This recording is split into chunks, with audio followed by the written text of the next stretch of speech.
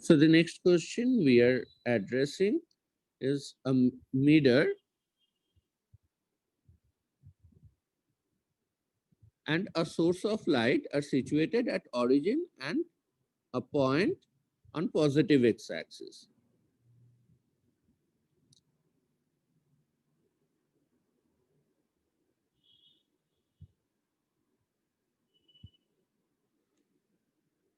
So what does this line mean? Okay, that means the source of the light is a point source and that point is situated on positive x-axis and the mirror is situated on origin or situated at origin. That means the mirror is passing through origin. It's not been said how it is passing through origin, but other information's been given, and out of the other informations, it's been said a ray of light from the source strikes the mirror at origin and get reflected.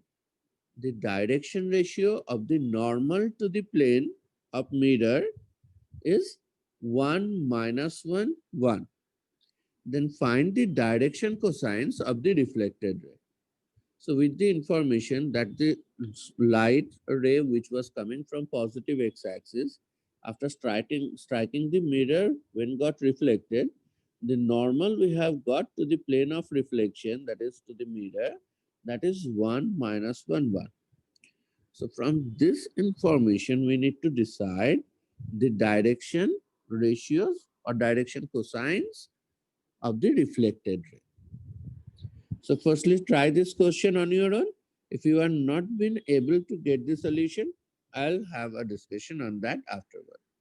So I'm pausing the video for the timing. You just try on your own firstly.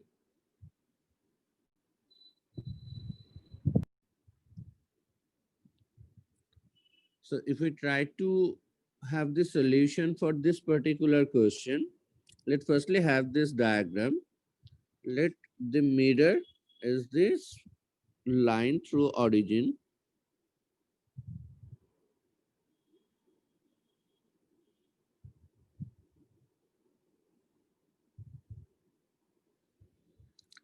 and we do have the source of light situated at P. From there along x-axis, along positive x-axis, it gets back to origin. So definitely incident ray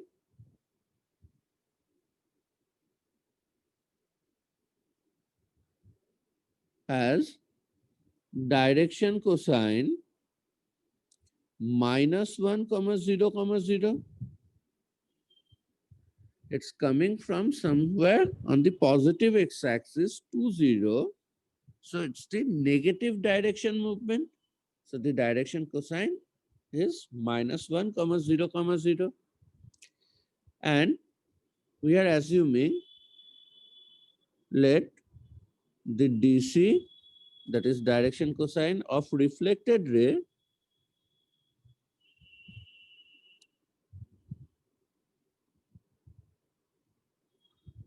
is L M N.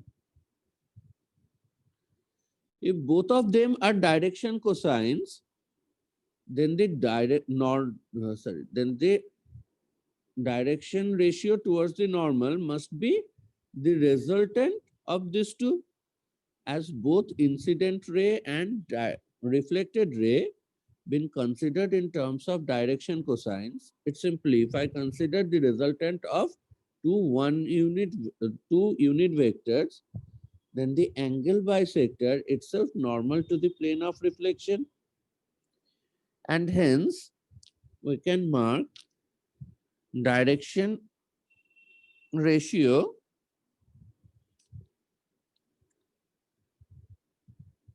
of normal to the mirror considerable as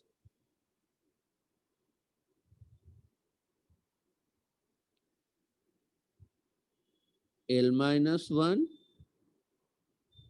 M N, whereas it is already given as 1 minus 1 1.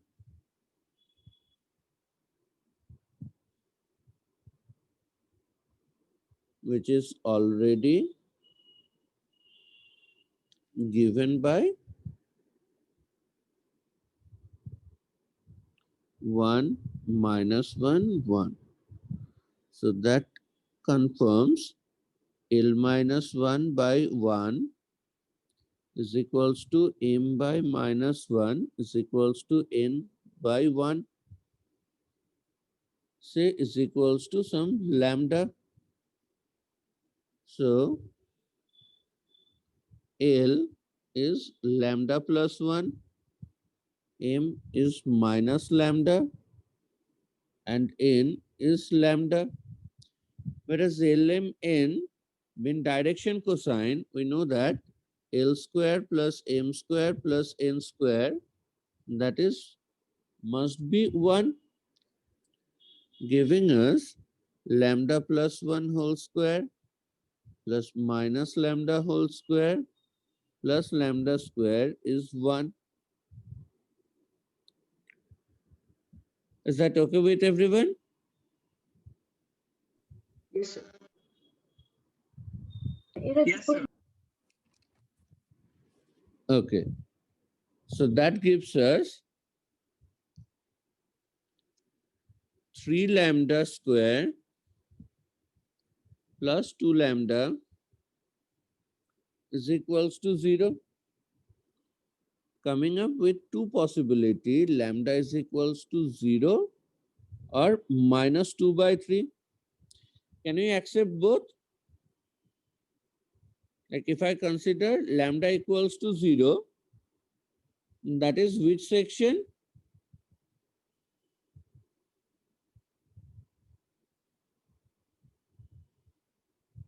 Hello? Yes, sir. Can we accept both values of lambda, 0 as well as minus 2 by 3? No, sir. Okay, which one is not acceptable? So 0. 0. 0 is not acceptable. And why it is not acceptable? So it's in the Z direction. Yes. In that case, if lambda becomes 0, what direction we are going to get for the normal? That's minus 1, 0, 0. That is same as the direction of the incident ray.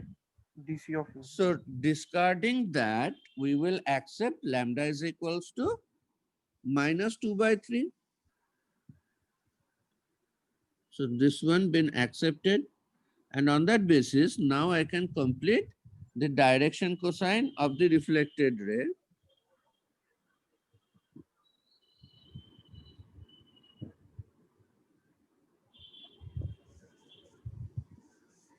And that's going to be 2 by 3, 1, sorry, not 2, 1 plus minus 2 by 3.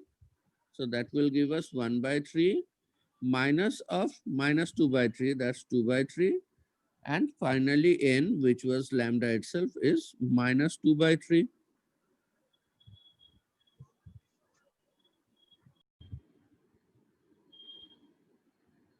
I'm repeating this next question. If a variable line in two adjacent positions has direction cosines L, M, N and L plus delta L, M plus delta M, N plus delta N respectively, then we need to show that the small angle delta theta between the two positions must satisfy square of delta theta is equals to sum of the squares for delta L, delta M and delta N. Here small angle delta theta means we will consider the higher powers of delta theta is negligible. So firstly try to establish that, then we will discuss the solution.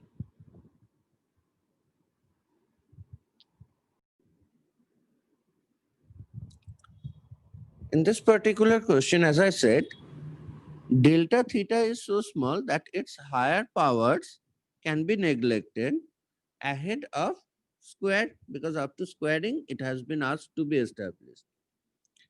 So if we consider L, M, N and L plus delta L, M plus delta M and N plus delta N are the two direction cosines with angle between them is delta theta. First of all, they are direction cosines. So we must have L square plus M square plus N square is 1. Let us mark this as relation 1, as well as L plus delta L whole square added with M plus delta M whole square added with N plus delta N whole square is 1, relation 2. Now combining them,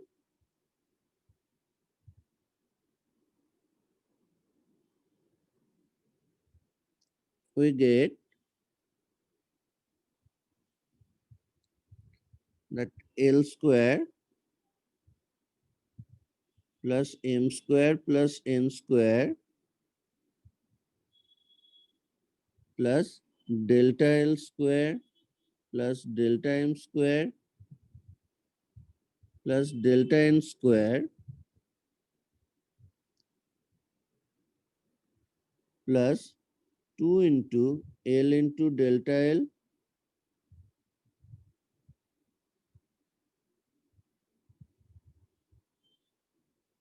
plus M into delta M plus N into delta N, that's equals to 1. That is, from the first relation, I can replace this section as 1 as per their combination, which gives L into delta L plus M into delta M plus N into delta N is equals to minus half of delta L square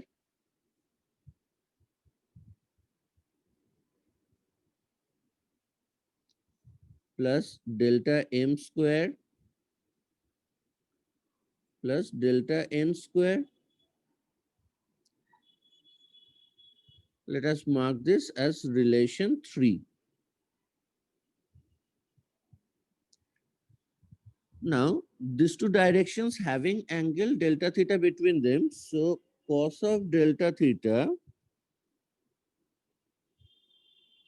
must be the dot product of the direction cosines.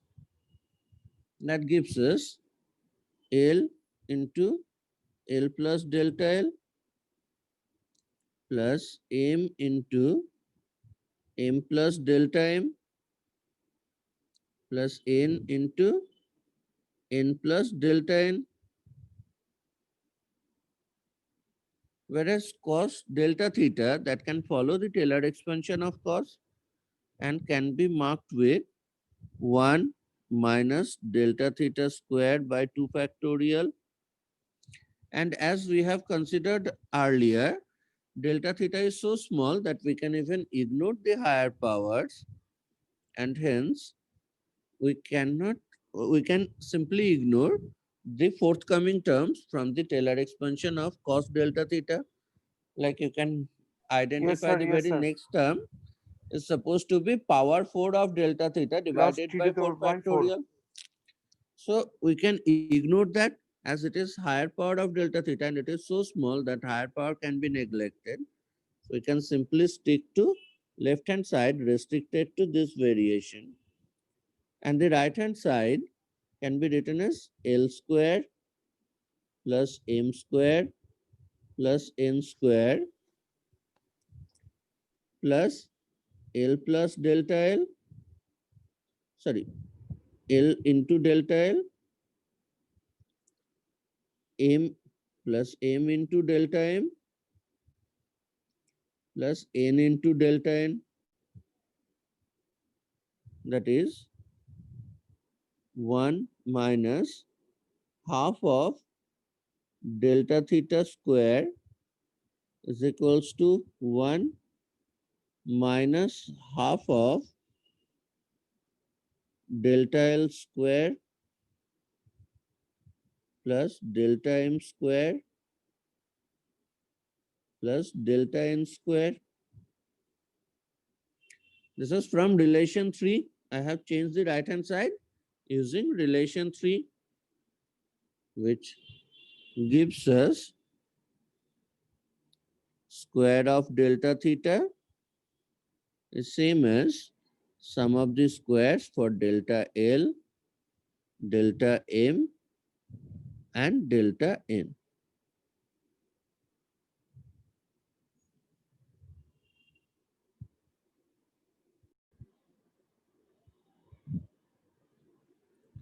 The next question that we will discuss, write down, find the points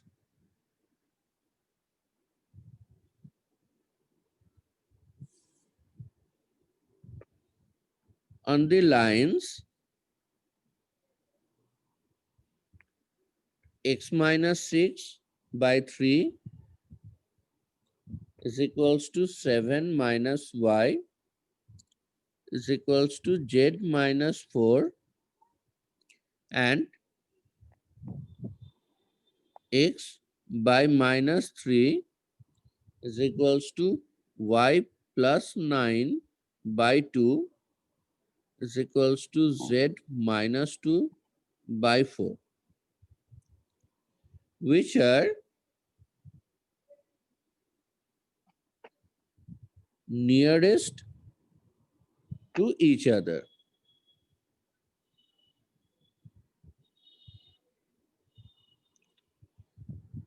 Also find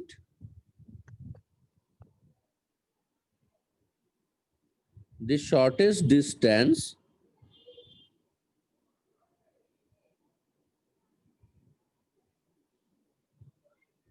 between the lines.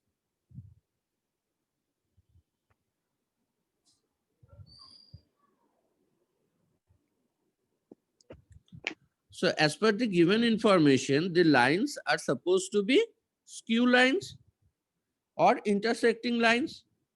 If intersecting lines, then the minimum distance between them will be 0. And the points which are nearest to each other will be the point of intersection itself. It will be same point which is on both the line. Otherwise, if the lines are skew, like we are considering, this is one of the lines considered in space. This is another line considered in this same space, but not on the same plane. So the minimum distance between them will appear through common perpendicular direction. And if I proceed along that, it is the common perpendicular direction for both the lines. If they are not intersecting, we are interested at this moment on the points which are shown in pink. Or let us show them in some other color. Let us mark them with black so that you can identify them on a proper note. So these are the points we are trying to get. As well as we need to have the distance between them, which is nearest or which is the smallest distance for the two lines. So we can consider, let P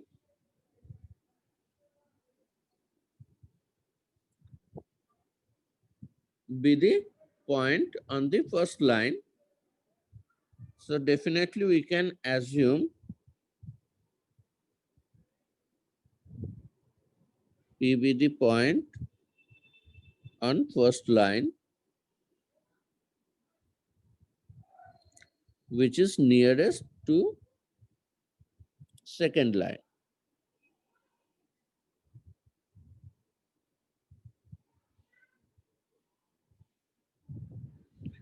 So P can be considered with general coordinate some 3 lambda plus 6, comma 7 minus lambda,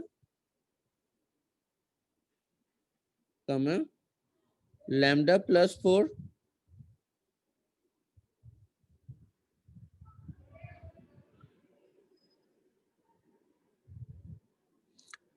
Up to this, is it okay with everyone? Yes, sir. Yes, sir. On a Yes, sir. similar note, we can consider Q is the point which is on second line and nearest to first line. So I'm just copying this phrase.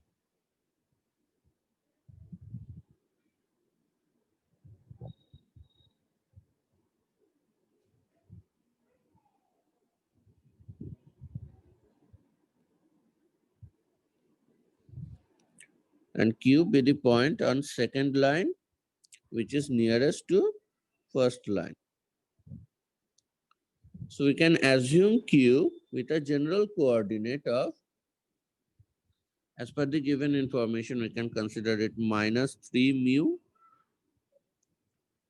comma 2 mu, minus 9, comma 4 mu plus 2.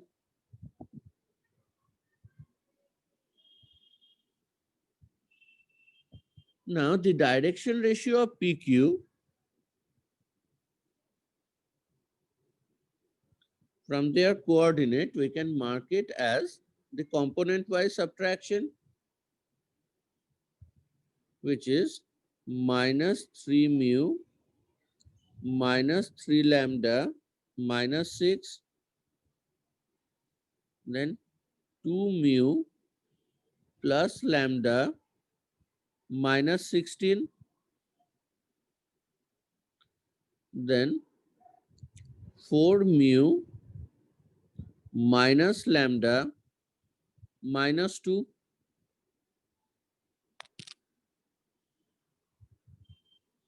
Is that okay with everyone?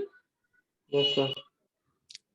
But the direction of PQ, as we can get them, this is also the common perpendicular direction.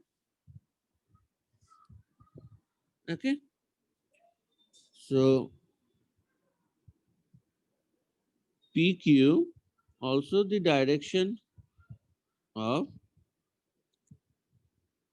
right, PQ is along, if I write them vectorially for the cross product, it's I cap, J cap, K cap, and direction ratios for the first line, it's 3, minus 1, 1.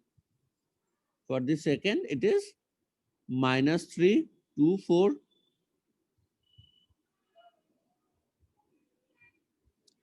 That gives us minus 6 I cap, minus 15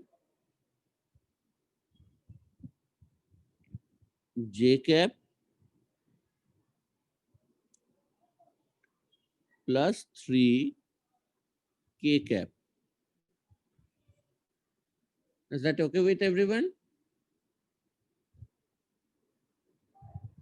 Yes, sir. Yes, sir.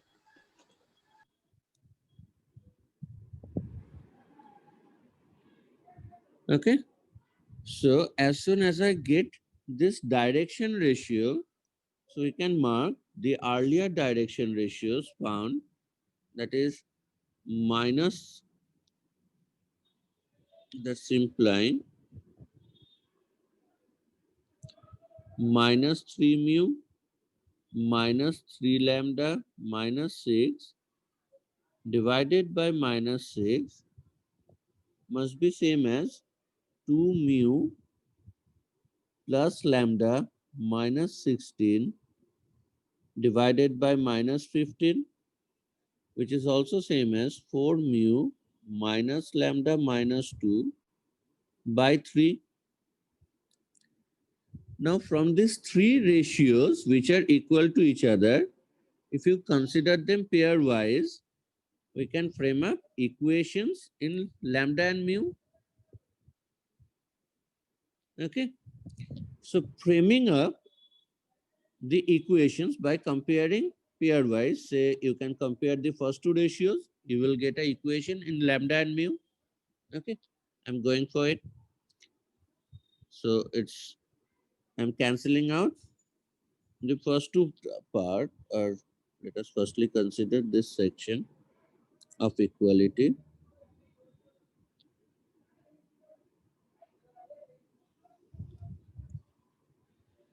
So from these two equal ratios, we can have a bit simplification at the beginning.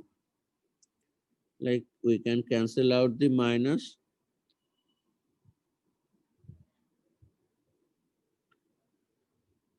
Cancelling 3 with numerator, we'll be having 2 over here. 3 will get cancelled, 3 will get cancelled. Instead of 6, I'll have 2.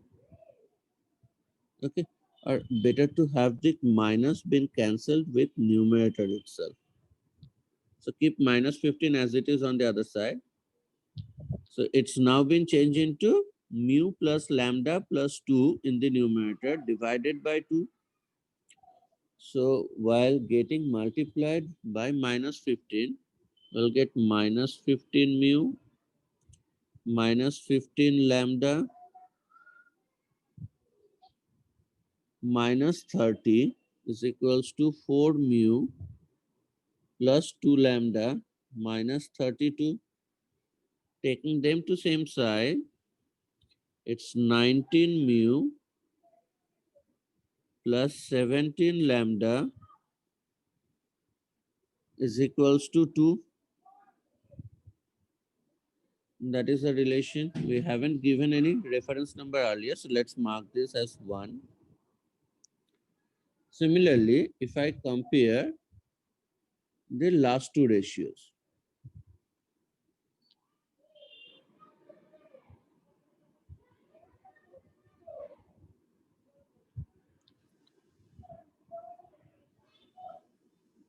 from last two ratios, if we compare, we are getting 6 mu plus 3 lambda minus 48 is equals to minus 60 mu plus 15 lambda plus 30. That is 66 mu minus 12 lambda is equals to 78. Or you can have cancellation by 6. That gives us 11 mu minus 2 lambda is equals to 13. Solving 1 and 2, we get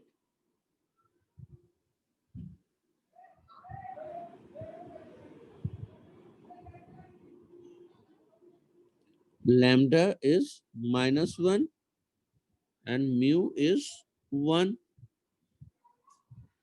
So as soon as we get lambda and mu, now I can complete the coordinates of P and Q. Okay.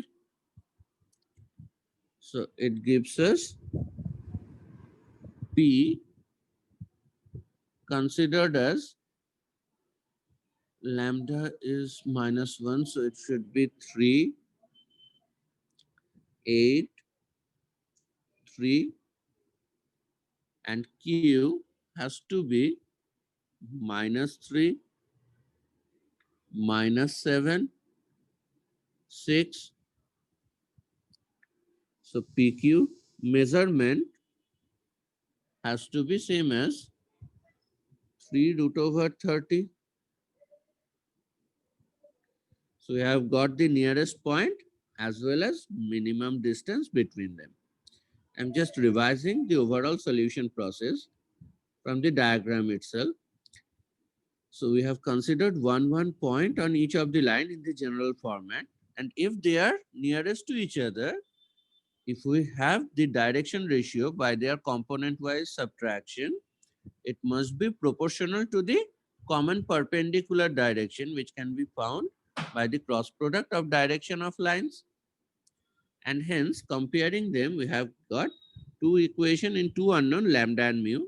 Solving them, as soon as we got lambda and mu, we can complete the coordinate, and hence their distance or minimum distance between the lines can be completed with distance formula itself.